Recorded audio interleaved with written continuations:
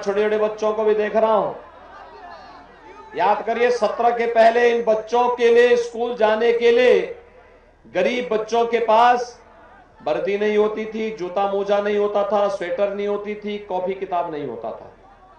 आज तो हमने पैसा सीधे अभिभावक के खाते में देना प्रारंभ कर दिया। 2 यूनिफॉर्म के लिए, बैग के लिए, पुस्तकों के लिए, स्वेटर के लिए, जूता मोजा के लिए भी।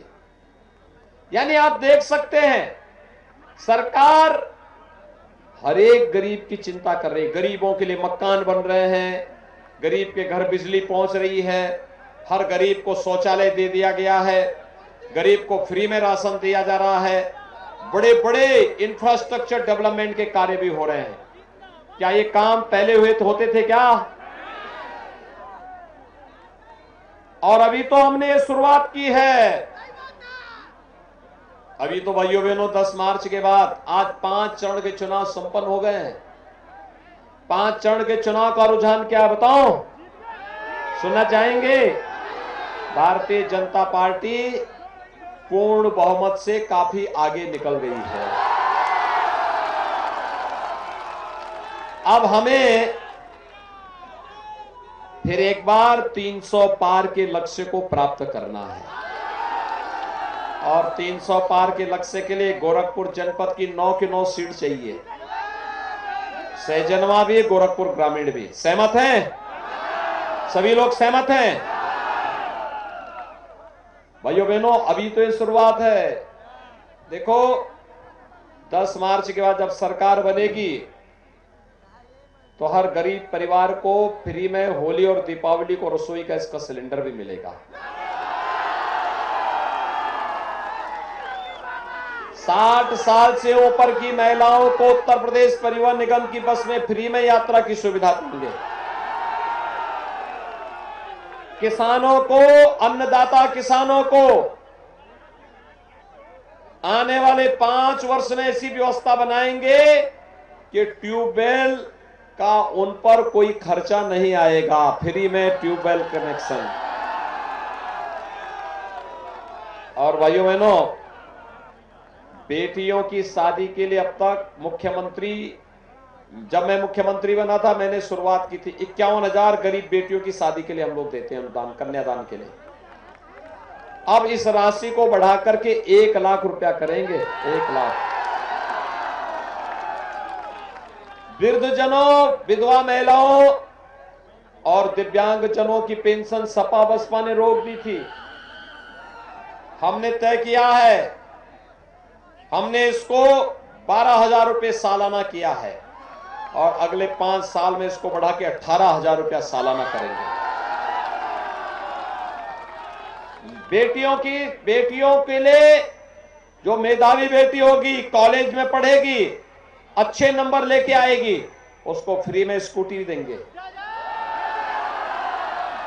हर स्नातक नौजवान को, वह बीए कर रहा हो, BSc, BCom, MSc, MCom, MA, BTech, MTech, B, ME, pharmacy, nursing, polytechnic, ITI, engineering, कुछ भी कर रहा है, और नौजवानों को वर्तमान में हम 1 करोड़ नौजवानों को टैबलेट, स्मार्टफोन दे रहे हैं। समाजवादी पार्टी ने शिकायत की है। शिकायत क्या की है?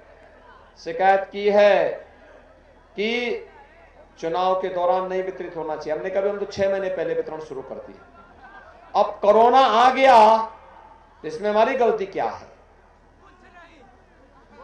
ये तो जैसे जैसे प्रोडक्शन होगा वैसे तो वितरित होगा।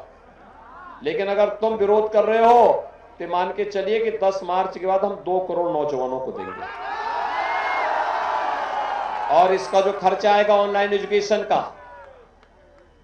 ऑनलाइन एजुकेशन, ऑनलाइन एग्जामिनेशन और ऑनलाइन कंपटीशन की प्रिपरेशन के लिए, ये भी सब फ्री में देंगे। Digital access free.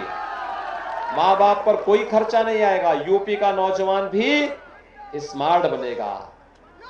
और भाइयों बहनों, यही नहीं, हर परिवार के एक नौजवान को, एक सदस्य को नौकरी, रोजगार अथवा स्वतः रोजगार के साथ जोड़ने का काम भी अगले 5 वर्ष के अंदर करेंगे। सपा के लोग बहुचक हैं, कह रहे पैसा कहां से आ रहा है। मैंने कहा देखो भाई, सरकार चलाने के लिए नियत साफ होनी चाहिए, मेहनत करनी पड़ती है, उस प्रकार की सूझबूझ चाहिए, उस प्रकार की नियत चाहिए। और भाइयों बहनों, जब मैंने उनको ये बताया, मैंने कहा भी देखो अब तो हमारे गोरखपुर में पूर्वांचल एक्सप्रेस का लिंक वे बन रहा है, अगली बार मेट्रो भी बनाएंगे, फर्टिलाइजर शुरू हो गया है, एम्स शुरू हो गया है, कोरोना नियंत्रण में है, इंसेफ्लाइटिस समाप्त हो गया है, गरीबों को राशन भी मिल रहा है। कहा समाजवादी पार्टी के नेता कहने लगे हमने भी काम किया। मैंने कहा कौन सा काम किया बताओ। काम ने भी किया। मैंने कहा यार कोई काम तो गिनाओ।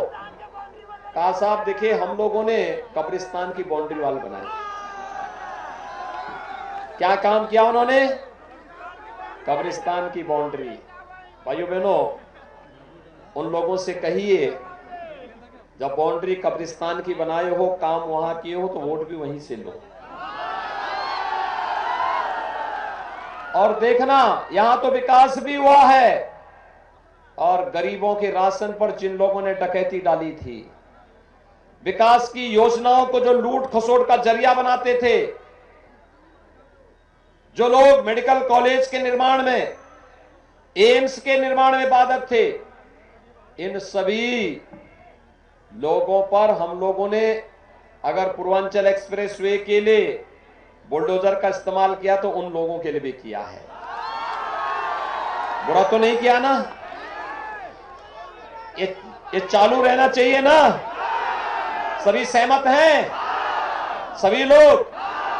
लेकिन भाइयों बहनों, इसके लिए दमदार सरकार चाहिए, और दमदार सरकार तब आएगी